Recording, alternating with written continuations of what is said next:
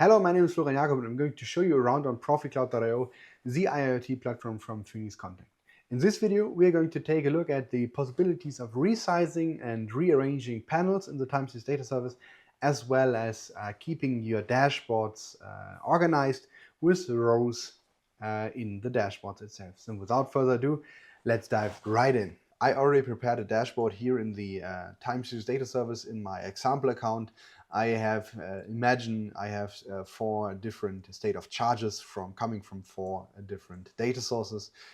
So what I want to do is I want to have one area for one state of charge, so I can collapse the lesser important areas, so I can directly take a look at one panel without having to see all the other panels.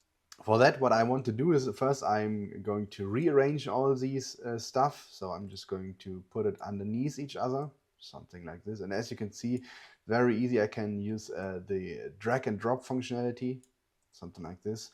And I can also, if I hover over the bottom right corner of the panel, I can always resize it to have it like, for example, full width, or could also do something like I want to have it like very big, because that's the most important thing we can see here.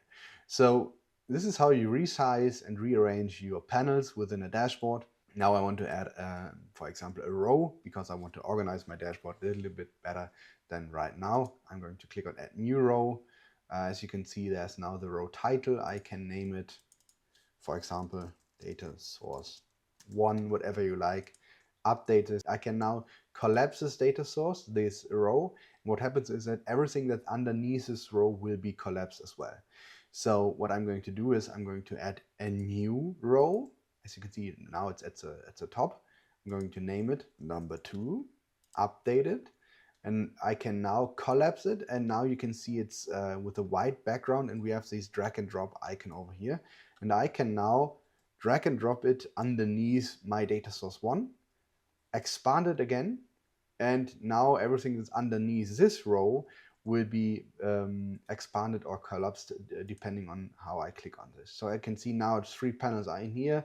I collapse this, I have 1 panel in here. And the cool thing now is I can, without much effort, I can now move like all the 3 panels at once underneath each other. I can open or collapse it very easily.